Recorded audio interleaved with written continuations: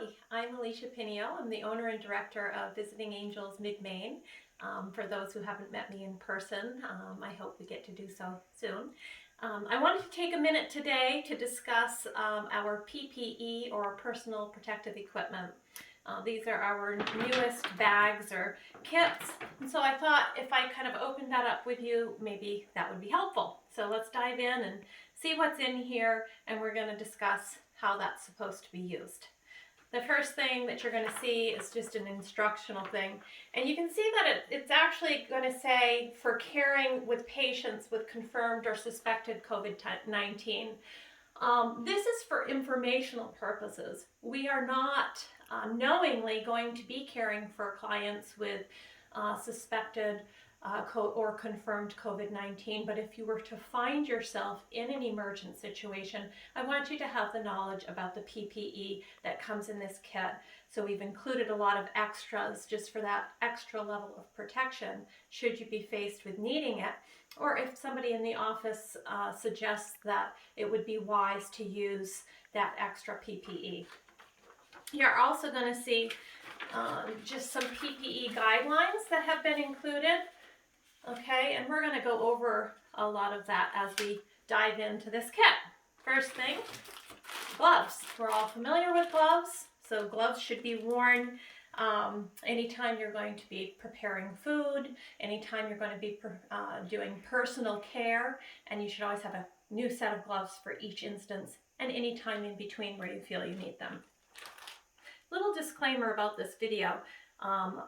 I'm a registered nurse. I have no advanced training on making videos, editing videos, or any other such thing. So please bear with us. My daughter and I are recording this together, and we're just going to do the very best that we can. The next thing that you're going to see is a face shield. So face shields. These are to be worn when a safe social distancing of 6 feet or more cannot be met. So during personal care, those types of things where you need to get close to your client, you're going to wear a face shield. A face shield does not replace a mask. A mask should be worn in addition to this face shield. It is very important that this get cleaned after your use and definitely in between clients. You've been provided alcohol wipes, which we'll get into, but soap and water can be used as well. You don't want to use like a Clorox wipe. It'll make kind of a nasty film on it, make it blurry. Masks. We have two different types of masks in here. You have your regular surgical mask that you're supposed to be wearing, a clean mask every single shift, and you should change it if it becomes soiled or wet, okay? But at a bare minimum, a new mask every single shift. You're also going to see in here, this is a KN95 mask. Again, we aren't caring for active COVID-19 clients, but this is for if you feel like you need an added layer of protection. Okay, I want you to have it in case you need it, because we might not get advance notice. You'd be in a situation, you're like, I wish I had that. There it is. It should be with you in case you need that. We're going to kind of go over putting that on as well. Paper bags. This is if you need to use your KN95 mask and you need to reuse it. We're in a situation where PPE is kind of difficult to get. We don't have a lot of masks at our fingertips. So if you need to reuse your KN95 mask, you can store it. What you can do is you can put a clean surgical mask over your KN95. You'd throw out the surgical and you would take, with clean hands of course, your KN95 mask and store it in a clean paper bag. Shoe booties. These are really for your discretion. If you're in a situation where you just want that extra layer of protection, or you want to just make sure that you're not contaminating environments from one house to another, you have those. Those are for your use. Hand sanitizer and alcohol wipes. The alcohol wipes, again, are to clean your face shield. Okay, and again, that face shield should be cleaned after every use and definitely in between clients. And then the last thing that I didn't even mention the hand sanitizer. We're all familiar with that. Regular old-fashioned soap and water works great. If you don't have access to that, or you need it in between hand washings with soap and water, you have your hand sanitizer. You're going to use that hand sanitizer, or you're going to use soap and water before applying any of your PPE, and also before you start taking off the PPE. Okay? Clean hands, that's your main line of defense here. Okay? The last thing in your kit are the disposable paper gowns. Again, these could be used for a couple of purposes.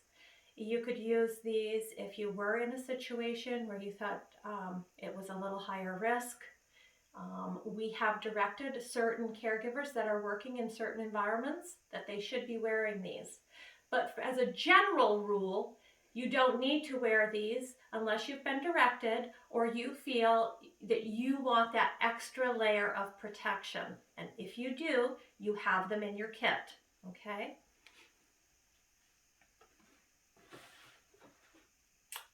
All right, I'm going to ask you to pause the video.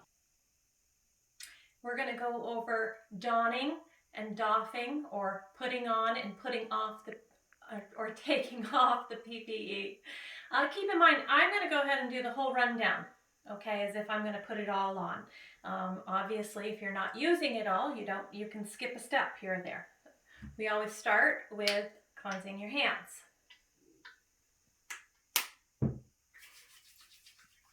And you want to make sure that you're getting your thumbs and the back of your hands in between and all of your fingertips, okay? Fingernails and fingertips all the way around.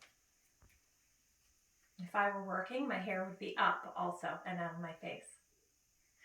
We're letting this dry because this hand sanitizer is not doing its work until it is dry, and that doesn't include wiping them on our hands, okay? The next thing that we're going to do, my hands are dry, we're going to put on the gown. In the interest of saving time, I am not going to tie my gown, but that would be part of the process. I would be tying my gown right now. And in fact, I lied. I'll tie it a little, okay? The second thing that I'm going to put on is the respirator, or the KN95 mask.